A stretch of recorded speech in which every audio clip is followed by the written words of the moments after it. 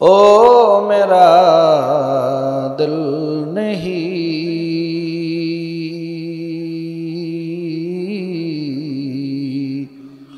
मांगना जिसको न आए ओ कोई साइल नहीं है करम परवर करम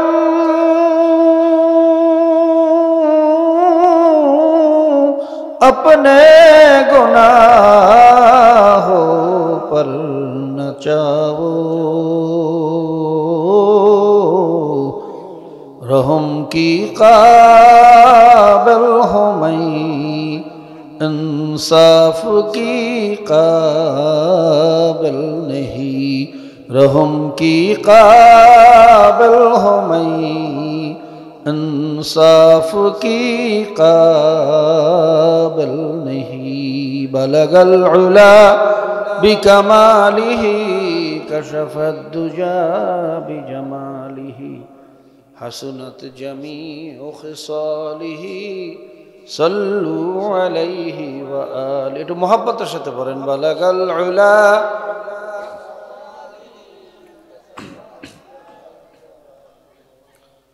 हसनत जमीउ खिसालिही सल्लु अलैहि व आलिहि अऊज़ु बिल्लाहि मिनश शैतानिर रजीम बिस्मिल्लाहिर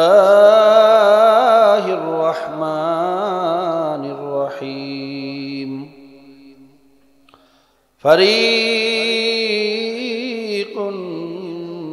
फिल जन्नति व फरीक़ुन फिस सईर सदकाल्लाहुल मौलाना आज़ीम भाई কথা বলতে পারবো না কাছে গেলে মনে হয় বোমা ফাটে দূরে গেলে আওয়াজ হয় না এটা হইলে হইব না স্পিকার বাজতে হইবে মাইকের মতো ঘুরিম ঘারিম করতে পারবে না আমার যেরকম আওয়াজ ওরকম বের হইতে হইবে বিটখিটটা বিকৃত কোনো আওয়াজ হবে না ওই মিক্সারের যা আছে সব জিরো করেন কোনো ধরনের ইকো প্যান ব্যাস ট্রাভেল কিচ্ছু দিতে পারবেন না সব জিরো করেন বিকৃত একটা আওয়াজ বের হইতেছে আর কমান আওয়াজ কমান বাইরে মাইকের আওয়াজও কমান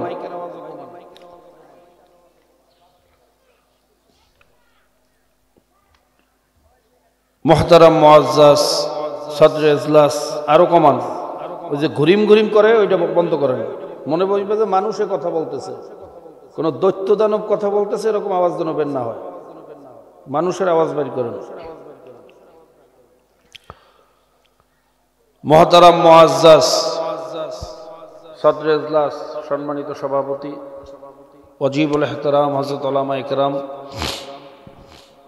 জাকিরিন শাকিরিন বেগুনা তলেব ইলম কোরআনের হাফেজ কৃষক শ্রমিক ভ্যানওয়ালা ঠেলাওয়ালা রিকশাওয়ালা জেলে কামার কুমার তাঁতি ঋষি মুসি মজদুর সহ সৃষ্টির শ্রেষ্ঠ জীব আশরাফুল মখলুকাত যে যেখান থেকে আমাদের সাথে সম্পৃক্ত আছেন চাই যে ধর্মের হোক যে বর্ণের হোক মানুষ বড় আদর করিয়া বানাইছে কে জোরে কোন সকলকে আন্তরিক মোবারকবাদ জানাইতেছি আমাদের সাথে সম্পৃক্ত হওয়ার জন্য বিশেষ করে পর্দার আড়ালে মা ও বোনেরা রিপিট সাউন্ড আসতেছে কমান ঘুমঘুমানি কমান কমাইয়ে দেন পর্দার আড়ালে আমার মা ও বোনেরা আমার যুবক বাবারা ছাত্র ভাইয়েরা জনাবে মুহাম্মদুর রাসূলুল্লাহ সাল্লাল্লাহু আলাইহি ওয়াসাল্লামের উম্মতগণ আল্লাহ পাকের দরবারে লাখো কোটি শুকরিয়া যে মহান আল্লাহ পাক রব্বুল আলামিন এই বস্তুবাদের জমানায় মানুষ নিয়ে বইতেছেন দূরে এত ডিস্টার্বেল তো কথা কওয়া যায় না দুই পাশে দুইটা হরেন দেন নাই মানুষ আমি চেহারাই দেখতে পারতেছি না আমার দিক চাই রয়েছে না ওই দিক চাই রয়েছে এই বস্তুবাদের জমানায় যেই জমানার মধ্যে অধিকাংশ মানুষ শুধু খাওয়া বাসা নিয়ে চেষ্টা করে কথা ঠিক না সকাল থেকে সন্ধ্যা পর্যন্ত একটাই চেষ্টা, কেমনে খাবো কেমনে বাঁচবো, কেমনে খাবো কেমনে বাঁচবো। হারাম নাই হালাল নাই, দেশের টাকা চুরি করিয়া বিদেশে পাঠায়। কি কথা ঠিক না?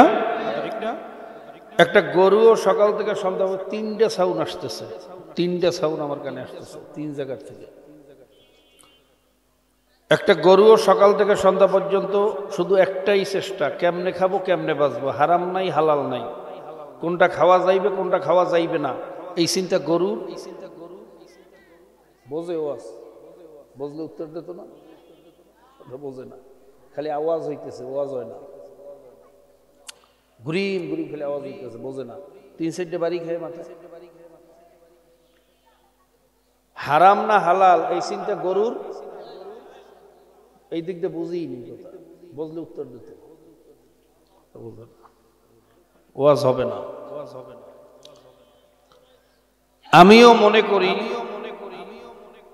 যে সমস্ত মানুষগুলা শুধু খাওয়া বাসা নিয়ে চিন্তা করে, হারাম হালালের তমিজ নেই, ওই মানুষের মধ্যে আর গরুর মধ্যে কোনো পার্থক্য, কথা ঠিক না? যার মধ্যে এই চিন্তা নাই, আমি কে, আমারে কে বানাইলো, কোথা থেকে আসলাম, কোথায় রওনা করলাম, কোথায় যাব, বাবা কোথায় গেছে, দাদা কোথায় গেছে, আমি কোথায় যাব, কবরে কি অবস্থা হবে, হাসরে কি অবস্থা হবে, মিজানে পুলসিরাতে কি হবে, আমার মৃত্যুর পরে মানুষকে আমার জন্য দোয়া করবে না বদদোয়া করবে, কি কথা ঠিক না? এই চিন্তা যার মধ্যে নাই, শুধু খাওয়া বাসা নিয়ে আছে, আমি মনে করি ওর মধ্যে আর গরুর মধ্যে কোনো পার্থক্য। ইন্না খলাকনাল ইনসানা মিন নুতফাতিন আমশাজিন নাবতালিহি ফাজআলনাহু সামিয়াম বাসীরা। ভেজাল্লা নাপাক পানি দিয়ে আল্লাহ আমাদেরকে বানাইছে, নুতফায়ে আমশাজ। যেই নুতফায়ে আমশাজের মধ্যে কোথায় আমার হাত, কোথায় পাও, কোথায় চক্ষু, কোথায় কান, কোথায় দাঁত, কোথায় নখ, কোথায় হাড্ডি, কোথায় গোশত, পৃথিবীর সমস্ত অনুবীক্ষণ যন্ত্র একত্রিত করিয়া তালাশ করলেও কোনো অস্তিত্ব পাওয়া, জোরে কোন পাওয়া যাবে? এরকম নুতফায়ে আমশাজ আমার মায়ের উদরের ফ্যাক্টরির ভিতরে ফেলাইয়া 10 মাস 10 দিন ঘুরাইয়া ফিরাইয়া এত সুন্দর চেহারা দিয়া, কোন জায়গার থেকে মায়ের সাথে বাইরে সম্পর্ক রাখছে, কোন জায়গায় বাবার মতো দেখা যায়। এই একটা বাইরা জেনেটিক্যাল রিলেশন তৈরি করছে কে? কথা কয় না। ওই মায়ের উদরের ফ্যাক্টরির ভিতরে যখন ছিলাম, বাইরে মুখ দিয়ে খাওয়া লাগে না, খাওয়াইছে কোন জায়গা দিয়া? পৃথিবীর কোন ডাক্তার এখন নাভি দিয়ে খাওয়াইতে পারে? কথা কয় না। তখন আমরা পানির মধ্যে ভাসতেছিলাম, শ্বাস করার দরকার। এখন যদি পানির মধ্যে চুবাইয়ে রাখে আপনারে আমারে, 1 মিনিট বাঁচবো? কথা কয় না। যদি শ্বাস বেশি কেউ রাখতে পারে হয়তো 5 মিনিট বাঁচতে পারে, এরপরে আর বাঁচার আশা করা। পায়খানা পেশাব মায়ের পেটে বইয়ে করছি, কথা কয় না রে। দুনিয়াতে আসার পরে পায়খানা পেশাব বন্ধ হয়ে গেলে আর বাঁচানোর কায়দা? তো মায়ের পেটে কে বাঁচাইলো, কেমনে বাঁচাইলো? দুনিয়াতে কে বাঁচাইতেছে, কেমনে বাঁচাইতেছে? এ খেলা কার? আরো জোরে বলেন কার? এই চিন্তা, এই গবেষণা যার মধ্যে নাই, তার মধ্যে আর গরুর মধ্যে কোনো পার্থক্য নেই। তো ভাই রে, বস্তুবাদের জবানায় আল্লাহ পাক আমাদেরকে, ভাই সাউন্ড বক্সটা একটু বন্ধ করেন তো, দেখি কথা বলা যায় কিনা, একটু বন্ধ করেন তো। মাইকে ঝামেলা করলে আমি কথা বলতে পারি না, কোনো কায়দা নাই। ধরিম ধারিম বাড়ি বাড়ি। এই জবানায় যে আল্লাহ পাক আপনাকে আমাকে কোরআন এবং হাদিসের মজলিসে আসার তৌফিক দান করছেন, এটা আল্লাহর খাস মেহেরবানি ছাড়া সম্ভব ছিল না, কথা ঠিক না? এই জন্য সবাই শুকরিয়া দান বলেন আলহামদুলিল্লাহ।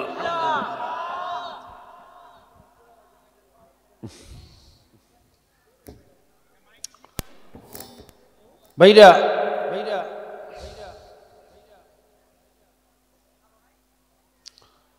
এই মজলিসটা যদিও ছোট্ট,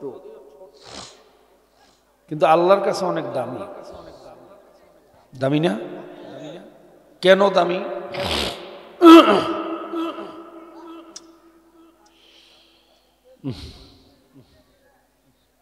এখনই গলা ধরিয়ে গেছে।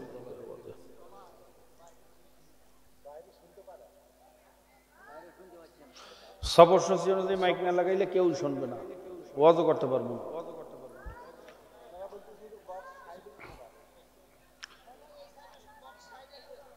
বক্স বন্ধ করিয়ে দেন, বক্স মাহফিলে দেই না আমরা, আমরা দেই মাইক। এই পাশে একটা হরেন থাকার কথা, এই পাশে একটা হরেন থাকার কথা, এটা নাই।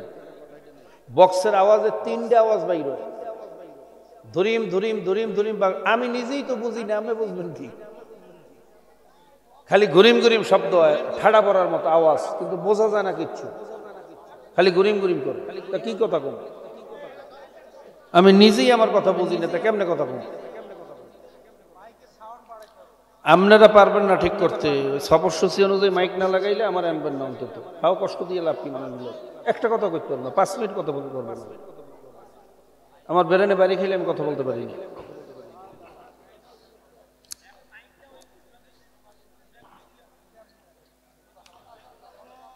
আল্লাহ তো ভাইরা, যাক, রাত্র অনেক হয়ে গেছে, লম্বা আলোচনা করব না, অল্পতেই শেষ করব। এই মজলিসটার দাম আছে না নাই?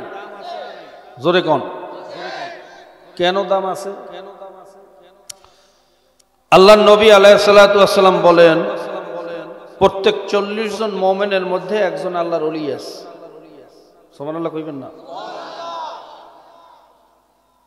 তো এখানে অনেক 40 মুমিন, আমার বিশ্বাস এখানে আল্লাহর ওলিও আছে। সোহবাত এত দামি জিনিস, সোহবাতের কারণে আসহাবে কাহাবের কুকুরটা পর্যন্ত জান্নাতে চলে যাবে। এই সোহবাতের কারণে কিয়ামতের ময়দানে এমন কিছু গুনাহগার, যাদের ঈমান ঠিক ছিল কিন্তু গুনার কারণে জাহান্নামের হুকুম হয়ে গেছে। কিসের কারণে?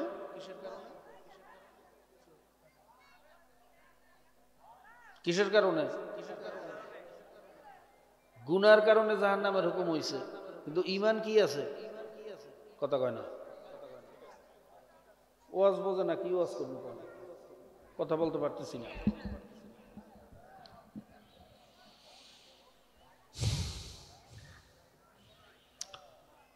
এই সমস্ত গুনাহগারদেরকে যখন কিয়ামতের ময়দানে জাহান্নামের শিকল লাগাইয়া টানতে টানতে টানতে টানতে জাহান্নামের দিকে নিয়ে রওনা করবে, তখন পথের মধ্যে একদল জান্নাতীদের সাথে দেখা হবে, যাদের সাথে দুনিয়াতে পরিচয় ছিল। কি ছিল? কতক্ষণ? তখন এই জাহান্নামী বলবে, ভাই আব্দুর রহমান, আমি তো আব্দুর রহিম, আমাকে চেনো? ওই যে একসাথে মাহফিল শুনতাম, মাসিক ইসলামের শব্দ জড়িতে যাইতাম, মানুষের রাস্তা বান্ধা দিতাম, করোনার রোগীর সেবা করতাম, ভাই আমি সেই আব্দুর রহিম। তুমি তো জান্নাতের মেহমান হয়ে গেছো, আর দেখো আমার হাতে পায়ে জাহান্নামের শিকল। তুমি তো আল্লাহর কাছে সুপারিশ করো, আল্লাহ যেন আমাকে মাফ করিয়া দেয়। সুবহানাল্লাহ পর্যন্ত কয় না, এমন মাইক লাগাইছে, এমন মাইক লাগাইছে। তখন আব্দুর রহমান আব্দুর রহিমকে যখন চিন্না ফেলাইবে, যাহারে তো আমাদের আব্দুর রহিম, একসাথে কত চা খাইলাম, একসাথে কত জিকির করলাম, নামাজ পড়লাম, সামান্য গুনার কারণে জাহান্নামে যাইবে, তখন সে আল্লাহর কাছে সুপারিশ শুরু করবে, আল্লাহ এই আব্দুর রহিমকে রাখিয়া জান্নাতে যাইয়ে শান্তি পাবো না, তুমি ওরেও মাফ করিয়ে দাও। সহিহ রওয়ায়াতে আসছে, এইভাবে সুপারিশের মাধ্যমে একজন আলেম কমপক্ষে 40 জনকে মাওলার জান্নাতে নিয়ে যাবে। একজন হাফেজ কমপক্ষে 10 জন। আল্লাহু ইউদাইফু মান ইয়াশা আল্লাহু ওয়াসিউন আলিম। আল্লাহ চায় যার যার যোগ্যতা অনুযায়ী সুপারিশের ক্ষমতা আরো বাড়াইয়ে দিতে পারে। এইবার বুঝলে বলেন তো, এই মজলিসের দাম আছে না নাই? আল্লাহওয়ালাদের দাম আছে না নাই? ওলামায়ে কেরামের দাম আছে না নাই? কিন্তু বর্তমানে একদল কপাল পোড়া বেরোইছে, এরা বলে খবরদার, আলেমদের কথা শোনা যাইবে না, ইমাম মানা যাইবে না, শুনতে হইবে কোরআন হাদিসের কথা, মানতে হইবে কোরআন এবং হাদিস, কোনো ব্যক্তির অনুসরণ করা যাবে না, অনুসরণ করতে হইবে কোরআন হাদিসের। কথাটা ভালো না? কথা কয় না? কথাটা তো ভালোই, কোরআন হাদিসের অনুসরণ। কথাটা খারাপ? আমি আপনাদেরকে জিজ্ঞেস করি, কোনো আলেমের কথা শুনবেন না, কোনো পীরের কথা শুনবেন না, ইমামের কথা শুনবেন না, কোরআন হাদিস পড়িয়া সঠিকভাবে ইসলামের উপরে চলবেন, এই ক্ষমতা কার কার আছে? আছে? কার কার আছে? আর জায়গা কোরআন হাদিস পড়িয়া চলতে পারবেন? কতক্ষণ না আলেম ওলামা বাদ দিয়া কতক্ষণ কোরআন হাদিস পড়িয়া যদি চলতে পারেন, তাহলে আপনি বলেন তো, এই মাইকে যে ওয়াজ করি, মাইকে যে আজান দেই, কোরআন তেলাওয়াত করি, এটা কোরআনের এবং হাদিসের কোন জায়গায় আছে? হ্যাঁ, হাদিস কোরআনে আছে? আল্লাহর নবী করছে? আল্লাহর নবী মাইকে ওয়াজ করছেন, আজান দেছে, কোরআন তেলাওয়াত করছে, তাহলে তো মাইকে কথা বলা জায়েজ নেই। কথা কয় না? কোরআন হাদিসে অনেক জিনিস তো পাইবেন না, এটা সমাধানটা কি হইবে? এইটা সমাধান হবে এজমা কিয়াস থেকে। কি থেকে? জোরে কোন, আরো জোরে কোন। আমরা যেই কাপড় দিয়া ছতর ঢাকি, আল্লাহর নবী এই কাপড় পরছেন? টেক্সটাইল ছিল ওই সময়? কথা কয় না? তাহলে তো কাপড় দিয়ে ছতর ঢাকাও জায়েজ নেই না? জায়েজ আছে? পাইছেন কই? কথা কয় না? এই এজমা কিয়াস করবে কারা? ঠেলাওয়ালারা, ভ্যানওয়ালারা, তরকারিওয়ালারা? কথা কয় না? চাষি চাষারা না হকারি ওলামায়ে কেরামেরা? কথা কয় না? ওলামায়ে কেরামদেরকে বাদ দিলে 1 মিনিট ইসলামের উপরে চলতে পারবেন? ভাইরা, আমরা যারা ফতুয়া দেই বা মুফতি দাবি করি, আমরা নতুন করিয়া কোনো ফতুয়ার কিতাব লেখে আপনাদেরকে ফতুয়া দেই না। মুফতিরা কিতাব লেখে গেছেন, ওইটা আপনাদেরকে পড়িয়ে শুনাই। সুবহানাল্লাহ। আমরা হইলাম নাকেলে মহাস, মুকাল্লেদে মহাস। একজন মুফতি হওয়ার জন্য কমপক্ষে 10,000 হাদিস মুখস্থ থাকা লাগে। কয় হাজার? জোরে কোন। একজন ইমাম হওয়ার জন্য হাদিস মুখস্থ থাকা লাগে লাখ লাখ। যেমন ইমাম আবু হানিফা রাহমাতুল্লাহর হাদিস মুখস্থ ছিল 5 লাখ। সুবহানাল্লাহ কয় না? কয় লাখ? আমরা যারা মুফতি টুফতি দাবি করি, আমরা কেউই আসল অর্থে মুফতি না, আমরা হইলাম নাকেলে মহাস, নকল মুফতি। অর্থাৎ মুফতিরা কিতাব লিখে গেছেন, ওইটা শুধু আপনাদেরকে নকল করিয়া শুনাই, পড়িয়া শুনাই, এর বাইরে কোনো যোগ্যতা আমাদের নাই। কথা কয় না? তাহলে যদি কোনো আলেমের কথা শোনা না যায়, তাহলে মুফতিদের একটা কিতাবও পড়া যাইবে না। কথা কয় না? মুফতিদের কথা শুনে চললে, তাদের ফতোয়া অনুযায়ী চললে, তাহলে তো ব্যক্তিরে মানা হয়। কি কথা ঠিক না? তাই মুফতিদেরকে বাদ দিয়া নিজে কিতাব লিখে চলতে পারবেন? কথা কয় না? ইমামদেরকে বাদ দিয়া নিজে ইস্তেহাদ করিয়া কোরআন হাদিস পড়িয়া চলতে পারবেন? ভাইরা, ইস্তেহাদ বা ইজমা কিয়াস কেমনে হয়? যেমন ধরেন,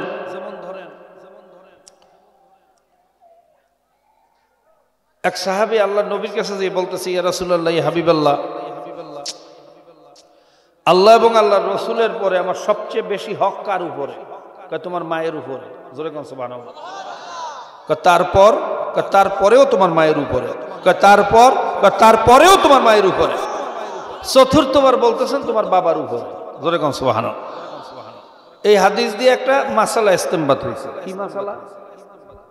যেমন ধরেন, বাবার মা একসাথে অসুস্থ হয়েছে, একই রোগে আক্রান্ত, অলাউ ফরজান, আল্লাহ মাফ করুক, ধরিয়া নেন, দুজন কি সাপে কামড় দিছে? কিসে কামড় দিছে? কথা কয় না সবাই? কিসে? হসপিটালে নিয়ে গেছেন, ডাক্তারে বলল যে অ্যান্টিভেনম 1 অ্যাম্পল আছে, লাগবে কয়টা? কথা না বুঝলে ওয়াজ করা যায়? বোঝে না? কয়টা লাগবে? আছে কয়টা? এই 1 অ্যাম্পল ইনজেকশন যাকে পুশ করব তার বাঁচার সম্ভাবনা আছে, যাকে দেব না তার বাঁচার সম্ভাবনা নাই, ডাক্তারে বলল। যদিও হায়াত মওতের মালিক কে? আরো জোরে কোন। যাকে ইনজেকশন দেবে সেও মরতে পারে, যারে দেবে না সেও বাঁচতে পারে। এ খেলা কার? জোরে কোন। কিন্তু মেডিকেল সায়েন্স অনুযায়ী তারা বলতেছে ইনজেকশনটা যারে দেব তার বাঁচার সম্ভাবনা আছে, আর যাকে ইনজেকশনটা দেব না, মেডিকেল সায়েন্স অনুযায়ী তার বাঁচার সম্ভাবনা নাই। যদি থাকে আল্লাহর কুদরতে থাকবে। কি কথা ঠিক না? এখন ছেলেদের কাছে, সন্তানদের কাছে ভাইরা এর ফয়সালা চাইছে, ইনজেকশনটা কারে দেবে? কারে দেবে ইনজেকশন? কোন দিন?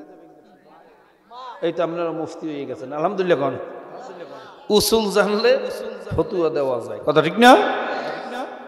ইনজেকশনটা মাকে দিতে হবে, এটা সরাসরি কোরআন হাদিসে কোথাও পাইবেন? কোরআন হাদিসে ইনজেকশনের কথা আছে যে সাপে কামড়াইবে হসপিটালে যাবা আর ইনজেকশন একটা থাকবে, ওইটা মায়েরে দেবা, বাপেরে দেবা না, কথা কয় না রে? আছে কোরআন হাদিসে? এখন এই যে সিদ্ধান্ত দিলেন যে ইনজেকশনটা মা পাইবে, কিভাবে সিদ্ধান্ত দিয়েছেন? হ্যাঁ, মায়ের হক কি? জোরে কোন, জোরে কোন। শরীয়তের ফয়সালা এখানে হলো, হ্যাঁ, যেহেতু আল্লাহ এবং আল্লাহ রসুলের পরে সবচেয়ে বেশি হক কার? ইনজেকশন মা পাবে, বাবা মারা যাবে, এইটাই শরীয়তের সিদ্ধান্ত। সুবহানাল্লাহ কয় না? এর নাম হইল ইজমা কিয়াস। সরাসরি ইনজেকশনের কথা হাদিসে কথা কয় না, আছে? ওখান থেকে কিয়াস করছি যে মায়ের হক যেহেতু বেশি, তাহলে ইনজেকশন পাইবে কেডা? এই কিয়াসটা করবে কেডা? ঠেলাওয়ালা, কথা কয় না? ভ্যানওয়ালা না হক্কানি ওলামায়ে কেরাম? আরে কিয়াস করলেই হবে না, এটার ভাবে ইজমা হওয়া লাগবে। কি হওয়া লাগবে? সমস্ত ওলামায়ে কেরাম একমত হওয়া লাগবে যে হ্যাঁ, সিদ্ধান্ত এইটাই হবে, ইনজেকশন মা পাবে, প্রয়োজনে বাবা মারা যাবে, যেহেতু মায়ের হক বেশি। জোরে কোন সুবহান। এই ইজমা কিয়াসের দরজা যদি বন্ধ করিয়ে দেন, ইসলামের উপরে চলতে পারবেন? জোরে কোন। তো ইজমা কিয়াস করবে কারা? আলেমরা করবে না? তা আলেমদেরকে না মানলে আমি ইসলামের উপরে চলবেন কেমনে? কথাটা বুঝাই করিনি, পারবেন চলতে? এখন বলতে পারেন হুজুর তাহলে ওই দূর থেকে কোনো আওয়াজ আসে না কি? বুঝলাম না, এত গোলান্য আওয়াজ এই পুরো সফরে পাইনি।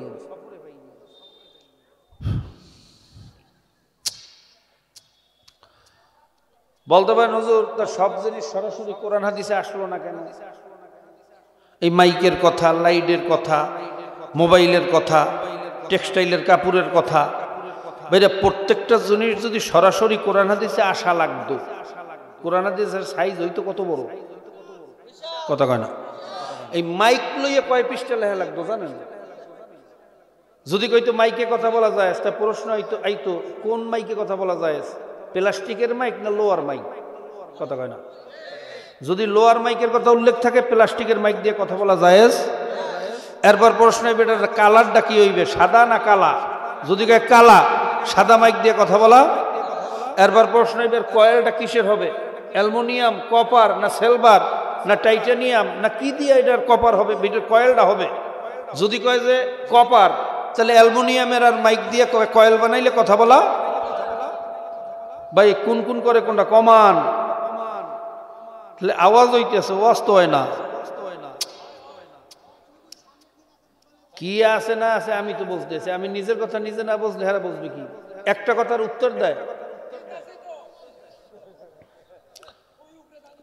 আরে ভাই হারা দিলে হইবে না তো, মাঠের মানুষের বুঝতে হইবে তো, কথা মাথায় ঢোকে না, উপর দিয়ে যায়।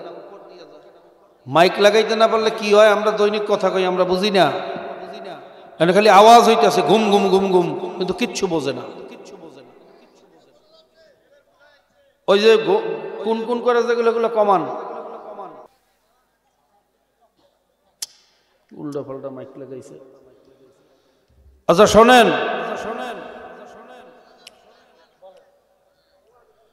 তাহলে আলেমদেরকে বাদ দিলে ইসলামের উপরে চলা জোরে কোন যাবে? এরপর আসেন আল্লাহ কি বলতেছেন, আতিউল্লাহ ওয়া আতিউর রাসূল উলিল আমরি মিনকুম, তোমরা আল্লাহ এবং আল্লাহর রাসূলের অনুসরণ করো। কার অনুসরণ? কার অনুসরণ? আল্লাহরে সরাসরি আমরা পাই, নবীরে তো অনুসরণ করবেন কেমনে?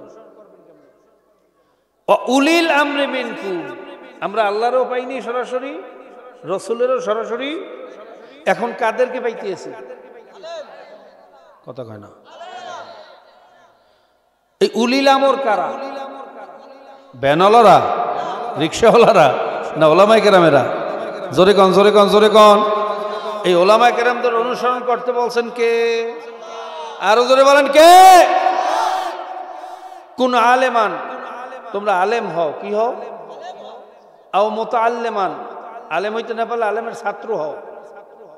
আও মোস্তামিয়ান, যদি ছাত্র হইতে না পারো আলেমদের কথা অনুযায়ী চলো, তাদের কথা শোনো। সুবহানাল্লাহ কোন। আও মুহিব্বান, যদি তাদের কথা অনুযায়ী চলার সুযোগ না থাকে, অ্যামাজন জঙ্গলে পড়িয়ে গেছো, আফ্রিকার জঙ্গলে পড়িয়ে গেছো, আলেম ওলামাদের কথা শুনে যে চলবা সেই সুযোগও নাই, তাহলে কি করো? আলেমদের সাথে দুশ্মনী করো না তাদেরকে মোহাব্বত করো? জোরে গন। আলেমদেরকে ভালোবাসো, মোহাব্বত করো। ওলা তাকুন খামেসান, এই চাইরের মধ্যে থাকো, পঞ্চম হইও না। ফাতাহালিক, পঞ্চম রাস্তা হইল ধ্বংসের রাস্তা। কিসের রাস্তা? জোরে কন, জোরে কন, জোরে কন। তা আলেমদের কথা শুনতে, আলেমদের অনুসরণ করতে বলছেন কে? আল্লাহ এবং আল্লাহর রসুল। কথা ঠিক না? এরপর যারা বলে আলেম মানা যাইবে না, কোন উলিল আমর মানা যাবে না, মনে করবেন এরা আল্লাহর পক্ষে না, নবীর পক্ষে না, এরা হইলে আবু জেহেলের পক্ষে। কি কথা ঠিক না বেঠিক? কিয়ামতের ময়দানে আল ইয়াউমা নাদউ কুল্লা উনাসিম বিইমামিহিম, নিশ্চয়ই তোমাদেরকে ডাকা হবে কিয়ামতের ময়দানে তোমাদের নেতার পিছনে। কার পিছনে? জোরে কয় না। তার নেতা একজন লাগবে না, লাগবে না? তার নেতা যদি এক হারাইয়া মতন নিয়া, তার নিজ পিছনে উঠে কোথায় যাইবেন? কথা কয়। নেতা ঠিক মতো হওয়া লাগবে না? মান তাশাব্বাহা বিকওমিন ফাহুয়া মিনহুম, এই দুনিয়াতে যার সাথে মোহাব্বত রাখবা, যেই কওমের সাথে, যেই দলের সাথে, কিয়ামতের ময়দানে ওই দলের সাথে উঠবা। ওই দল আর ওই নেতা যেই জায়গায় যাবে, তুমিও সেই জায়গায় যাবা। কি কথা ঠিক না ঠিক? তাহলে সংগঠন বা দল আর নেতার গুরুত্ব আছে না নাই? জোরে কোন আছে না নাই?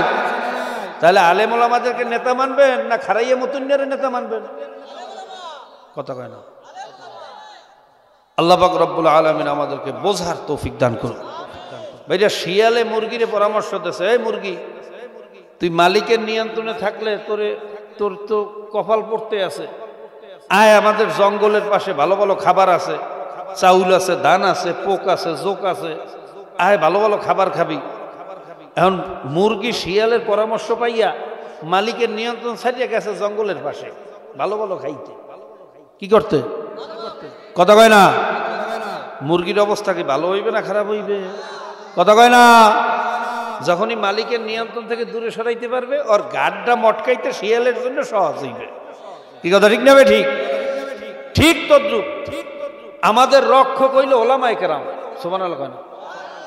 আমাদেরকে ইসলামের উপরে রক্ষা করবে, পরামর্শ দেবে, ইসলামের উপরে চালাইবে কারা? জোরে কোন কারা? তো ওলামায়ে কেরামদের থেকে যদি আলাদা করা যায়, তাইলেই তো ধ্বংস করা যাইবে। ওলামায়ে কেরামের সাথে জড়িয়ে মিললে থাকলে তো ধ্বংস করা যাবে না।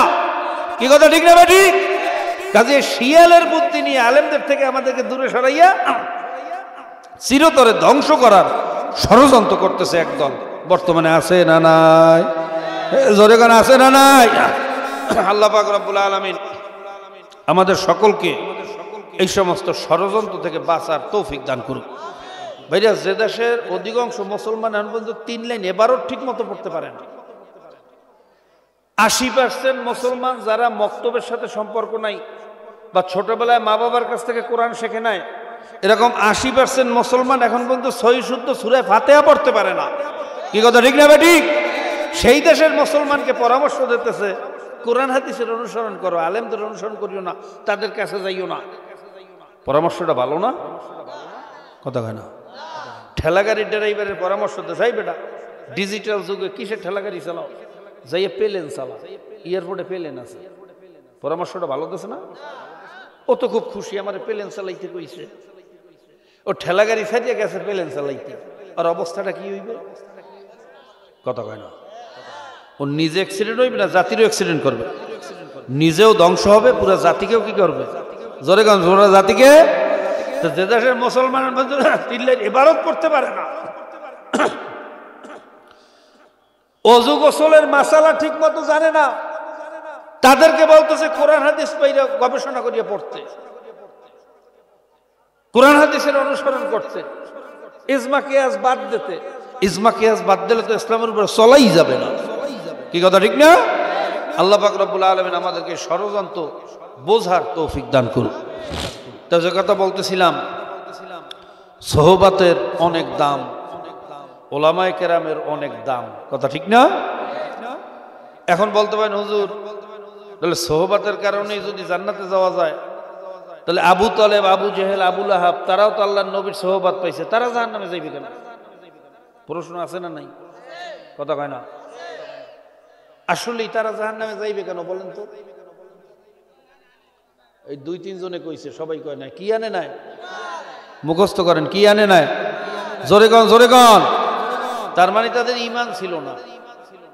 আর ঈমান না থাকলে এই সোহবাতের কোনো মূল্য, এই মাহফিলের কোনো মূল্য, নামাজের কোনো মূল্য, রোজার কোনো মূল্য, ঈমান ছাড়া কোনো ইবাদতের মূল্য। এই জন্য আমাদেরকে আগে ঈমান ঠিক রাখতে হবে। রাজি আছেন ইনশাল্লাহ? কি সবাই রাজি আছেন ইনশাল্লাহ?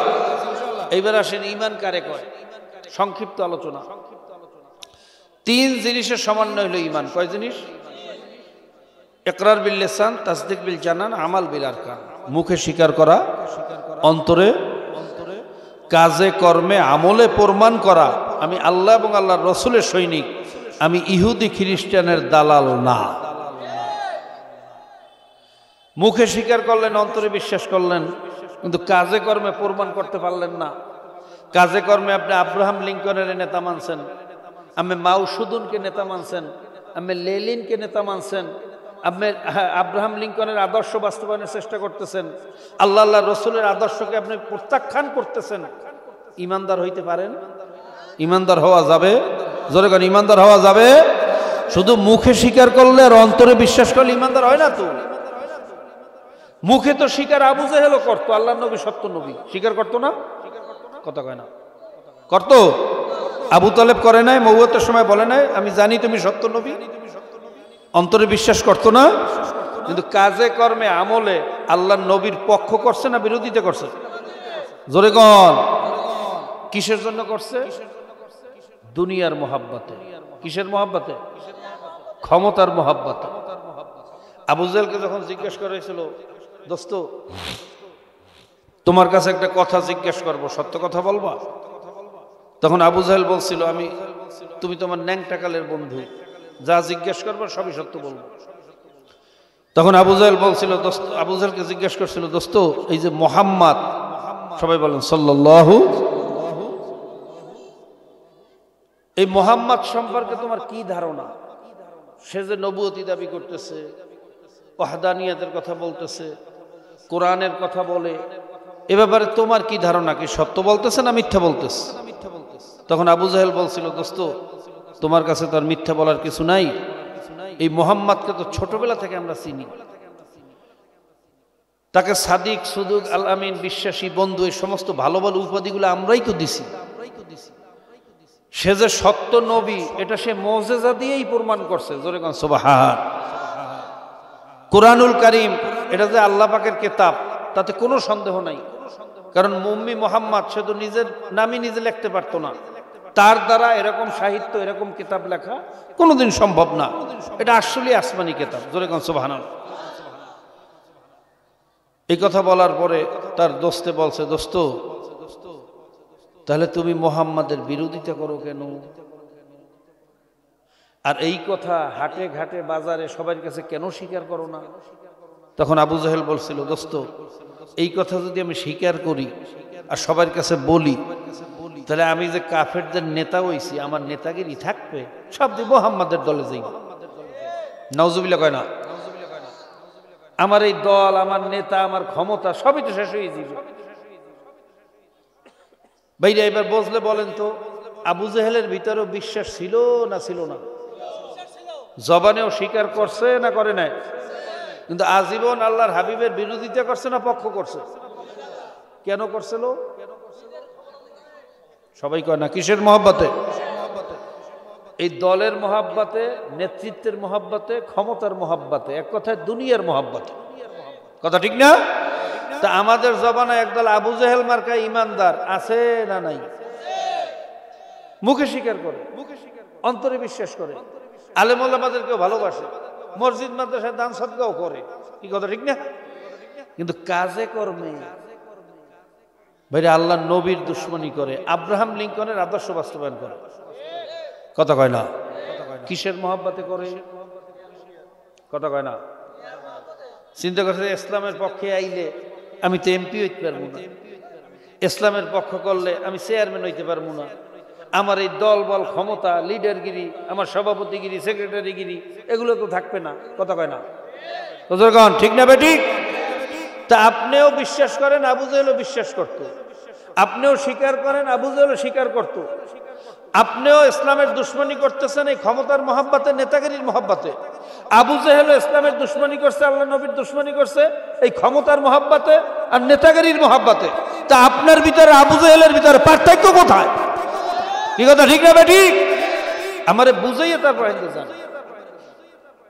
তা আবু জেহেলের জায়গা যদি হয় জাহান্নামে, আমার ওই সমস্ত বন্ধুদের জায়গা হবে কোথায়? কাজী বাবা, তিন জিনিসের সমন্বয় ঈমান। কয় জিনিস? মুখে স্বীকার করতে হবে, অন্তরে বিশ্বাস করতে হবে, কাজে কর্মে আমলে প্রমাণ করতে হবে আমি আল্লাহ এবং আল্লাহর রসুলের সৈনিক, আমি ইহুদি খ্রিস্টান আর আব্রাহাম লিঙ্কনের দালাল না। আল্লাহ পাক রব্বুল আলামিন আমাদেরকে তিন জিনিসের সমন্বয় খাঁটি মোমেন হওয়ার তৌফিক দান করুন। আল্লাহর ফজলে যদি খাঁটি মোমেন হইতে পারি, যদি গুনাহ আমলনামায় কিছু থাকিয়াও যায়, আযাব ভোগ করার পরে হইলেও একদিন জান্নাতে যাওয়ার আশা। কি কথা ঠিক না? আর যদি কপাল ভালো হইয়া যায়, হয়তো কিয়ামতের ময়দানে কোন আল্লাহওয়ালার সোহবতের কারণে সুপারিশ কপালে জুটিয়ে যাইতে পারে। কথা কয় না? বা যে কোনো কারণে একটা কারণ দেখাই আল্লাহ মাফ করিয়া দিতে।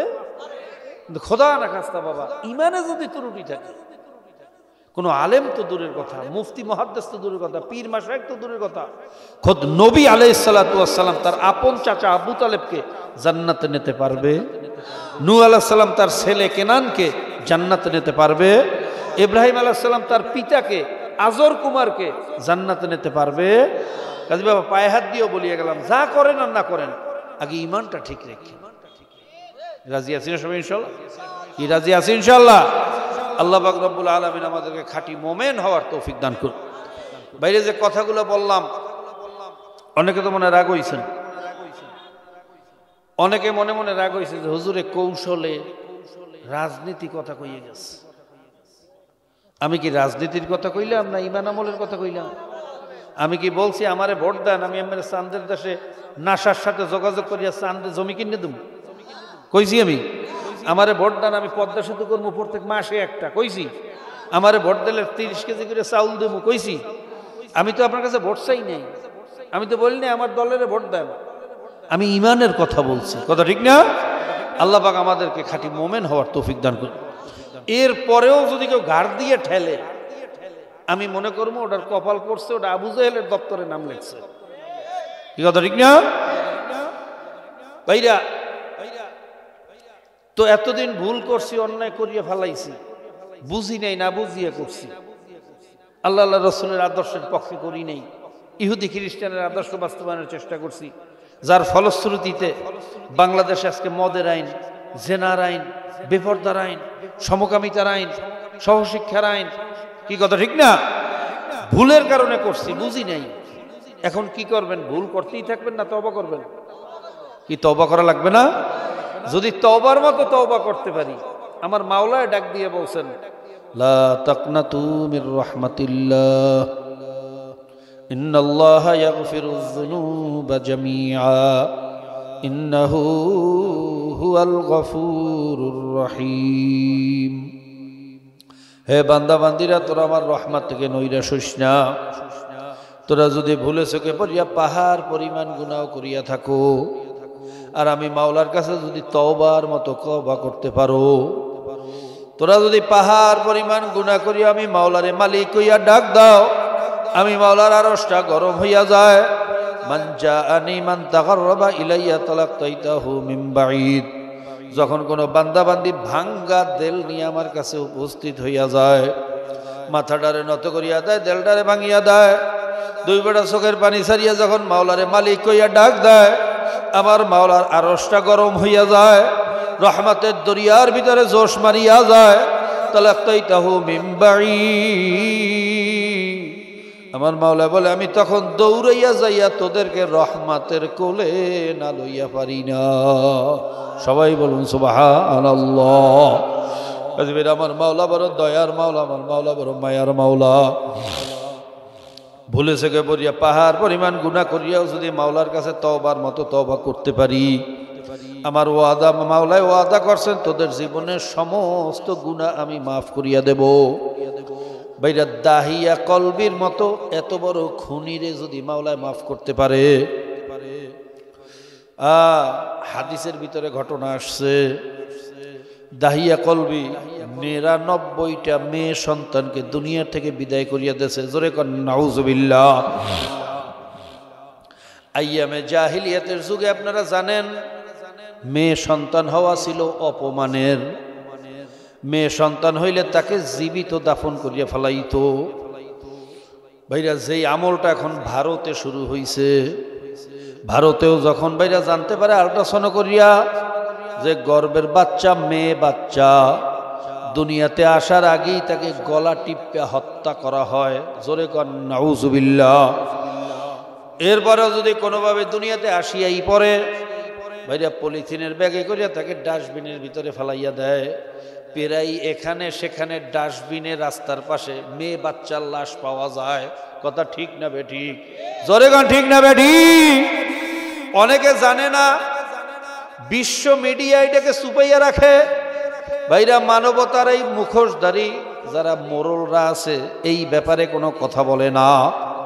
এত বড় যে মানবিক হত্যা ওখানে হইতেছে, মেয়েদেরকে যে ঠকানো হইতেছে, মেয়েদেরকে সাথে যে বৈষম্যতা করা হইতে আছে, এইটা নিয়ে ওই মানবতার মুখোশধারী পশ্চিমারা কোনো কথা বলে না। যত কথা যত বক্তব্য হইল মুসলমানদের বিরুদ্ধে। কথা ঠিক না বেঠিক? জোরে গান ঠিক না বেঠিক? ভাইরা আইয়ামে জাহিলিয়াতের যুগেও মেয়েদের কোনো মূল্য ছিল না। তাদের সাথে দাসী বান্দির মতো ব্যবহার করা হইতো, তাদেরকে জীবিত কবর দেওয়া হইতো। আমার নবী দুনিয়াতে আসার পরে মাদের ইজ্জত এবং অধিকার প্রতিষ্ঠিত করছেন। জোরে কোন সুবহানাল্লাহ। আমার নবী আয়েশা যখন দেখলেন, আহারে যেই মায়ের নারী ছিড়িয়া আমি দুনিয়াতে আসলাম, যেই মায়ের রক্ত খাইয়া আমি জন্ম হইলাম, আমার জন্য আমার মা মাসের পর মাস ঘুমাইতে পারে না, সেই মায়ের কোনো মূল্য ইসলামী সমাজে নাই। এটা কোনো মানুষের সমাজ হইতে পারে না। এই সমাজ কোনো মানুষের সমাজ না। আমার নবী ঘোষণা দিলেন, যার একটা বাচ্চা হইবে মেয়ে, তার এক পাও জান্নাতে চলিয়া গেল। যার দুইটা বাচ্চা হইবে মেয়ে, তার দুই পাও জান্নাতে চলিয়া যাইবে। ঈমান যদি ঠিক থাকে, জান্নাত তার উপরে ওয়াজিব। জোরে কোন সুবহানাল্লাহ। আমার নবী এসে ঘোষণা দিলেন, সন্তানের বেহেশত হইল মায়ের পায়ের নিচে। জোরে কোন সুবহানাল্লাহ। আমার নবী ঘোষণা দিলেন, আইয়ুমা রাজুলুন নাকাত ইস্তাকমালা নিসফাদ্দিন ফালিয়াত্তাকিল্লাহু নিসফুল বাকি। যে বিবাহ করলো দিনের অর্ধেক পুরা করলো, বাকি অর্ধেক হইল মাওলা পাকের ভয় ভীতির মধ্যে, ইবাদতের মধ্যে। এই জন্য ভাইরা বিবাহকে বলা হয় নিসফুদ্দিন। জোরে কোন সুবহানাল্লাহ। আর স্ত্রীকে বলা হয় জীবন সঙ্গিনী, সহধর্মিনী, প্রিয়তমা স্ত্রী। ভাইরা বিবাহ শাদীর ভিতরে ইসলামের অর্ধেক ভাইরা পূরণ করিয়া দিল। জোরে কোন সুবহানাল্লাহ। আমার নবী স্ত্রীদেরকে ভালোবাসা শিক্ষা দিলেন। তোমার স্ত্রী গেলাসে যেই জায়গায় মুখ লাগাইয়া পানি খাইলো, ওই জায়গায় যদি তুমিও মুখ লাগাইয়া পানি খাইতে পারো, এইটা হইল আমি নবীর সুন্নাত। এইটা হইল স্ত্রীর উপরে ভালোবাসার নিদর্শন। জোরে কোন সুবহানাল্লাহ। ওইরা আমার মা বোনদের ইজ্জত তো প্রতিষ্ঠিতই করলেন আমার নবী, অথচ কপাল পোড়া মা বোনরা এখন আর আমার নবীরে চেনে না। পশ্চিমাদের পরামর্শ নিয়া সমান অধিকারের নামে এরা রাস্তায় নামছে পুরুষের সাথে যুদ্ধ করতে। কথা ঠিক না বেঠিক? জোরে না ঠিক না বেঠিক? বাবা, পুরুষ আর মহিলার কাজ এক না। পুরুষের জন্য যেইটা মানায় মহিলার জন্য সেটা মানায় না। যদি বলো সমান অধিকার দিতে হবে, তাহলে পুরুষে একবেলা ভ্যান চালাইবে, তুমিও একবেলা ভ্যান চালান লাগবে। পুরুষও যে একবেলা ঠেলা গাড়ি চালাইবে, রিক্সা চালাইবে, তোমারও একবেলা রিক্সা চালাইতে হবে। পুরুষও হাল চাষ করবে গরু ছাগল নিয়ে রাস্তার ভিতরে, বাইরা জমি চাষ করবে, বীজ বপন করবে, তোমারও হাল চাষ করতে হইবে, গরু বাইরা বীজ বপন করতে হবে। যেটা কোনোদিন তোমার জন্য অধিকার না, বরং তোমার জন্য হইবে জুলুম। কথা ঠিক না বেঠিক? ঠিক না বেঠিক? আসলে স্লোগান সমান অধিকার না, স্লোগান হবে যথাযোগ্য অধিকার।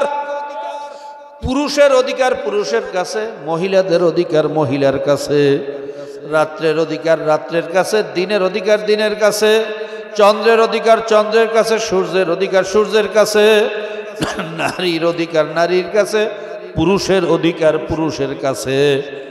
নারী ছাড়া যেরকম বাইরা পুরুষের মূল্য নাই, পুরুষ ছাড়াও নারীর মূল্য নাই। রাত্র ছাড়া যেরকম দিনের কোনো মূল্য নাই, দিন ছাড়াও রাত্রের কোনো মূল্য নাই। কথা ঠিক না বেঠিক? বলতে হবে যথাযোগ্য অধিকার, সমান অধিকার বলা যাবে না। এটা হইল প্রতিবন্ধীদের শিয়ালের বুদ্ধি। ওই শিয়ালরা চায় পুরুষ আর মহিলাদের ভিতরে একটা দ্বন্দ্ব সৃষ্টি করতে, সমাজটাকে ধ্বংস করতে। কথা ঠিক না বেঠিক? জোরে গা ঠিক না বেঠিক? মনে রাখবেন, শিয়ালে যেরকম চায় মুরগির স্বাধীনতা, লুচ্চা লম্পট পশ্চিমেরাও চায় নারীর স্বাধীনতা। জোরে গান ঠিক না বেঠিক? বাবা, এই ষড়যন্ত্র আমরা বুঝি না। আল্লাহ তুমি আমাদেরকে বোঝার তৌফিক দিয়া দাও। যে কথা বলতেছিলাম, দাহিয়া কলবি, সে ছিল নারী বিদ্বেষী। ৯৯টা মেয়েকে দুনিয়ার থেকে বিদায় করিয়া দিয়েছে। একবার ভাইরা আল্লাহ নবীর দরবারে যাইয়া বলতেছেন, আল্লাহ নবী, আমি বড় গুনাহগার, আমারে কি মাওলায় মাফ করবেন নাকি? বলে, আল্লাহ পাক ওয়াদা করছেন তুমি যত বড় গুনাহগার হও, যদি তওবার মতো তওবা করতে পারো, আল্লাহ তোমাকে মাফ করিয়া দেবে। দাহিয়া কলবি বলে, হুজুর আপনি জানেন না আমি কত বড় খারাপ। আমি ৯৯টা মেয়েকে দুনিয়া থেকে বিদায় করিয়া দিছি।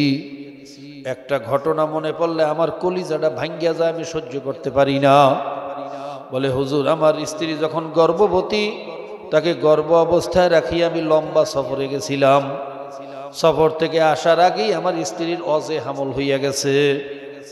বাড়িতে এসে জিজ্ঞাসা করলাম, বিবি তোমার উদরের বাচ্চা কোথায়? আমার বিবি বলল, বাচ্চা মারা গেছে, তাকে দাফন করিয়া ফেলাইছি। হুজুর আমি তখন বুঝতে পারি নাই, কয়েক বছর পরে একটা ফুটফুটে সুন্দর মেয়ে, এমন সুন্দর তার চেহারা, এমন তাসুরুন নাজিরিন, তার দিকে তাকাইলে মায়া লাগবে না এমন মানুষ দুনিয়াতে হইতে পারে না। আমি মেয়েটাকে দেখা বললাম, বিবি এই মেয়েটা কার মেয়ে? এত সুন্দর মেয়েটারে এর আগে তো আমি কখনো দেখি নাই, এই এলাকায় এই মহল্লায় আমি কখনো এই মেয়েটাকে দেখি নাই। মেয়েটা কোথার থেকে আসছে, কার মেয়ে? আমার বিবি কোনো কথা বলে না। হঠাৎ আমার পাও দুইটারে জড়াইয়া ধরছে। আমার পাও দুইটা ধরিয়া কান্দে আর বলে, স্বামী সেদিন আপনার ভয়ে আমি মিথ্যা কথা বলছিলাম। এই মেয়ে আর কারো মেয়ে না, এ মেয়ে আপনারই ঔরার জাত মেয়ে। স্বামী আপনার হাতেও ধরি, পায়েও পড়ি, এই মেয়েটাকে আপনি কিছু বলিয়েন না। আপনার কাছে আমি জীবনে আর কিচ্ছু চাই না, শুধু একটাই চাওয়া, আমার এই মেয়েটার সাথে কোনো খারাপ ব্যবহার করবেন না। দাহিয়া কলবি বলে, হুজুর আমি তখন বিবি সাহেবের কান্নাকাটি দেখে কোনো কথা বললাম না। একদিন ঠিকই আমি পাহাড়ের কিনারায় গিয়ে একটা গর্ত করছি। হুজুর আমি কত বড় নিকৃষ্ট, কত বড় খারাপ। গর্তটা করিয়া বাসায় আসলাম, বিবি সাহেবকে বললাম, বিবি মেয়েটাকে একটু সাজাইয়া পরাইয়া দাও, ওরে নিয়ে আর নানা বাড়ি বেড়াইতে যাব। হুজুর আমার বিবি বড় সহজ সরল, সে বুঝতে পারলো না, মেয়েটাকে সাজাইয়া পরাইয়া আমার সাথে দিয়া দিল। আমি মেয়েটাকে নিয়ে নানা বাড়ির কথা বললা পাহাড়ের দিকে যখন রওনা করলাম, আমার মেয়ে তো একটু বড় হয়েছে, সে তার নানা বাড়ির রাস্তা চেনে। আমাকে বলে, আব্বা আমাকে কোথায় নিয়ে যাইতেছেন? এটা তো আমার নানা বাড়ির রাস্তা না। তখন আমি মেয়েটাকে ধাবার দিয়ে বললাম, মেয়ে তুই কয়টা রাস্তা চেনো?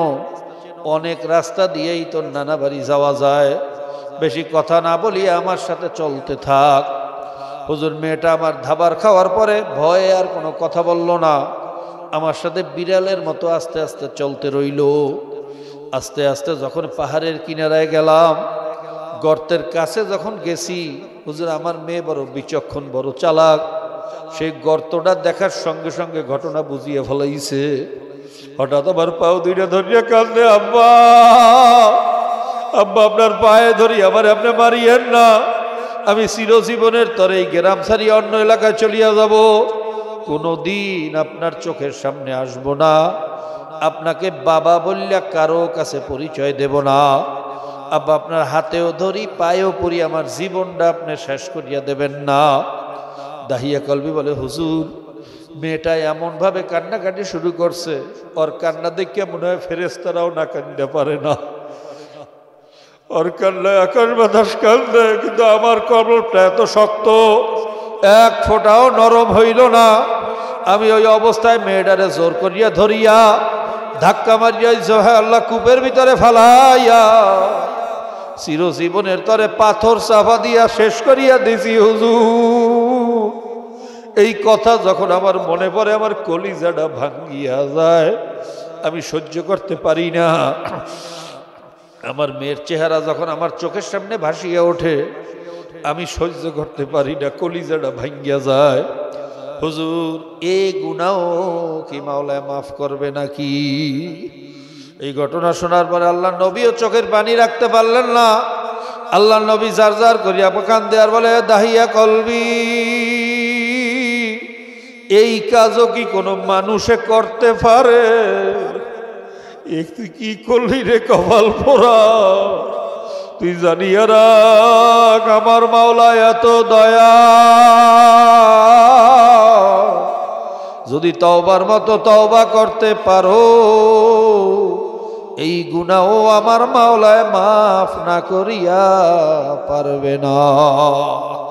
ভাইরা, কাজে আমার মাওলার দয়ার কথা আমি কি বলবো, কেমনে বলবো, আমার বুঝাইয়া বলার যোগ্যতা নাই।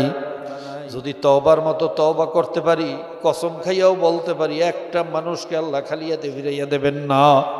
কাজে ভুল করছি, অন্যায় করছি, বুঝি নাই না বুঝিয়া করছি, শয়তানের ধোঁকায় পড়িয়া করছি, দুনিয়ার মহাব্বাতে ক্ষমতার মহাব্বাতে করছি, এই মুহূর্তে তওবা করিয়া ফালাও বাবা, এই মুহূর্তেই তওবা করো। এখন আবার মাহফিল পাবো, আবার তওবা করব, আবার এত ওলামায়ে কেরাম, এত বেগুনা তলেবে ইলম, এত কোরআনের হাফেজ, এত সাদা দাড়িওয়ালা, এত জাকিরিন শাকিরিন একসাথে পাবো, আবার তওবা করব, এটা বাবা অনেক দূরের কথা। এই মাহফিল থেকে বাড়ি যাইতে পারি না, না পারি এ কথা বলার ক্ষমতাও কোনো মানুষের নাই। এই রাত্রটা আপনার আমার উপর থেকে যায় না না যায়, এই কথা বলার ক্ষমতাও কোনো মানুষের নাই।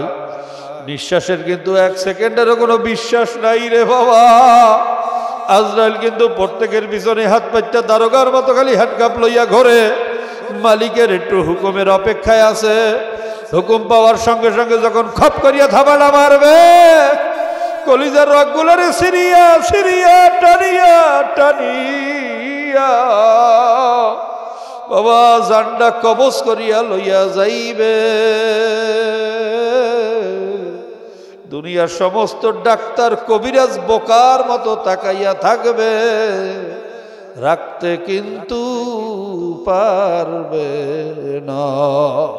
কাজী বাবা, জীবনের শেষ তওবা মনে করি এখনই তওবা করিয়া ফেলাও। আপনিও আমার জন্য দোয়া করেন, আমিও সবার জন্য দোয়া করি, আমার মাওলা যেন তার খাঁটি গোলাম হইয়া কবরে যাওয়ার তৌফিক দেয়। একটু দিল খুলিয়া দোয়া করেন, আল্লাহুম্মা আমিন। আল্লাহ, একটু মজলিসের দিকে চাইয়া দেখো, এই ঠান্ডার ভিতরে, ঠান্ডা জমিনের উপরে তোমার বান্দার এখানে কেন বসে রয়েছে একটু দেখো। এই জায়গায় দেখো, টাকা পয়সার জন্য আসে নাই, চাকরির জন্য আসে নাই, জমির জন্য আসে নাই, দুনিয়ার কোনো মহাব্বত কারণ এখানে নাই, একমাত্র তোমার মহাব্বত ছাড়া আর কোনো কারণ এই মজলিসে নাই। একটা মানুষেরও তুমি খালি হাতে ফিরাইয়া দিও না। ভাইরা, দুই ফোঁটা চোখের পানি ফেলাইয়া নিজের গুনার কথা মনে করিয়া একটু মালিকের দরবারে ভালো করিয়া কান্দেন আর মাপ চান। যদি কান্না না আসে, কান্নার জন্য চেষ্টা করেন, ভান ধরেন, বাহানা করেন, কারণ হাদিসের ভিতরে আসছে, ইবকু ইবকু আইল্লাম তাবকু ফাতাবাকু, তোমরা কান্দো কান্দো, কান্না না আসলে কান্নার ভান ধরো, মুখটারে ভাঙ্গিয়া চড়িয়া মাথাটারে নত করিয়া কান্নার জন্য চেষ্টা করো, বাহানা করো। দেখবো একসময় আল্লাহর ফজলে করমে চক্ষু দিয়া পানি চলিয়ে আসবে। আর যদি মাওলার ভয়ে মাওলার মোহাব্বতের চক্ষু দিয়া পানি বাহির হইয়া যায়, মান বাকা মিন খাশিয়াতিল্লাহি ফাকাদ হারামাল্লাহু তিলকা আইন আলান নার। চোখে পানিওয়ালা বান্দা বান্দীদের উপরে জাহান্নামের আগুন হারাম। বাবা চোখের পানি আমার মাওলায় সইতে পারে না। চোখে পানি ছাড়া কোনো অলি অলি হইতে পারে না। বাবা চোখে পানি ছাড়া আল্লাহ মাওলার রহমত আসে না। চোখে পানি ছাড়া মাওলার রহমতের দরিয়ায় জোশ মারে না। বাবা আজকে আমরা দুনিয়ার নেতার ভয়ে কাঁদতে পারি, দুনিয়ার মালের মহাব্বাতে সন্তানের মহাব্বাতে যদি কাঁদতে পারি, ছাত্র যদি ওস্তাদের ভয়ে কাঁদতে পারে, আসামি যদি পুলিশের ভয়ে কাঁদতে পারে, আমার মাওলা কি পুলিশের চেয়েও ছোট হইয়া গেল রে কপাল পোড়া। আমার মাওলার মোহাব্বত কি দুনিয়ার সম্পদের চেয়েও কম হইয়া গেল? সন্তানের চেয়েও কি আমার মাওলার মোহাব্বত কম? আমার মাওলার মোহাব্বতে মাওলার ভয়ে কেন চোখে পানি আসে না? আমার মাওলার ভয়ে কেন শরীরে কাঁপন ওঠে না?